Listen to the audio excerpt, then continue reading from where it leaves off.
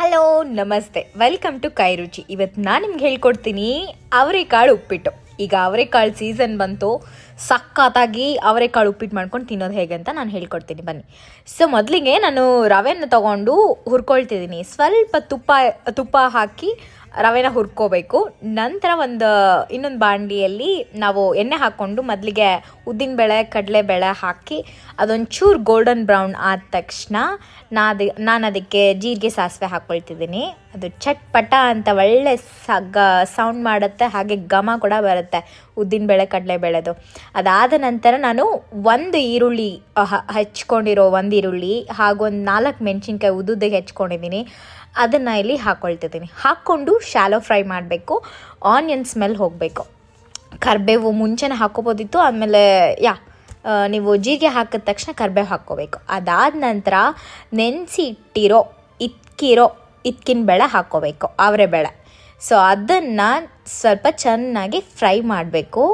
ನಾವು ಏನು ಒಗ್ಗರಣೆ ಹಾಕ್ಕೊತಿದ್ದೀವಲ್ಲ ಅದರಲ್ಲಿ ಸ್ವಲ್ಪ ಒಂದು 2 to 4 minutes ಫ್ರೈ ಮಾಡಿಕೊಂಡ್ರೆ ಅದು ಬೇಯುತ್ತೆ ಚೆನ್ನಾಗಿ. ಆವಾಗ ಉಪ್ಪು ಹಾಕ್ಕೋಬೇಕು ರುಚಿಗೆ ತಕ್ಕಷ್ಟು. ಆಮೇಲೆ ಬಿಸಿ ನೀರು, ನಾವು ಎಷ್ಟು 2 ಕಪ್, ಈಗ 1 ಕಪ್ ರವೆ ತೊಗೊಂಡಿದ್ರೆ 2 ಕಪ್ ಅಷ್ಟು ಬಿಸಿ ನೀರು ಹಾಕ್ಕೋಬೇಕು. ಹಾಕ್ಕೊಂಡ ತಕ್ಷಣ ಬಿಸಿ ನೀರು ಯಾಕೆ ಹಾಕ್ಕೊಳ್ತೀನಿ ಅಂದರೆ ಡೈರೆಕ್ಟಾಗಿ ಬೇಗ ಆಗುತ್ತೆ ಅಂತ ಬಿಸಿ ನೀರು. ಇದು ಒಂದು ಟ್ರಿಕ್ ಅಂತ ಹೇಳ್ಬೋದು ಉಪ್ಮಾ ಮಾಡಬೇಕಾದ್ರೆ. ಸೊ ಅದಾದ ನಂತರ ಕುದಿ ಬರಬೇಕಾದ್ರೆ 1 ಕಪ್ ರವೆ ಹಾಕ್ಕೋಬೇಕು.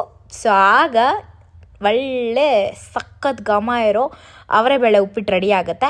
ಟೇಸ್ಟಿಗೆ ಅದು ನೀರು ಹಾಕಿದಾಗನೇ ಸ್ವಲ್ಪ ಸಕ್ಕರೆ ಹಾಕಿ, ಒಂದು ಚೂರು ಸಕ್ಕರೆ ಹಾಕಿ ಅಷ್ಟೇ, ಅದಿನ್ನೂ ಟೇಸ್ಟ್ನ ಎನ್ಹ್ಯಾನ್ಸ್ ಮಾಡುತ್ತೆ.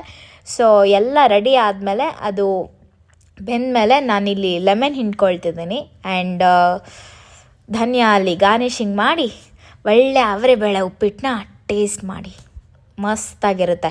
ಅದು ಈ ವಿಂಟರಲ್ಲಿ ಅವರೆಬೇಳೆ ಉಪ್ಪಿಟ್ಟು ತಿಂತಾ ಇದ್ದರೆ ಆಹಾ ಸ್ವರ್ಗ. ಸೊ ಇದೇ ರೀತಿ ಹೆಚ್ಚಿನ ಈಸಿ ರೆಸಿಪೀಸ್ ನಾನು ಹೇಳ್ಕೊಡ್ತಿರ್ತೀನಿ. ಬ್ಯಾಚುಲರ್ಸ್ಗೆ, ಸಿಂಗಲ್ಸ್ಗೆ ಸಖತ್ತಾಗಿ ಸೂಟ್ ಆಗುತ್ತೆ. ಸೊ ಫಾಲೋ ಮಾಡಿ. Thank you.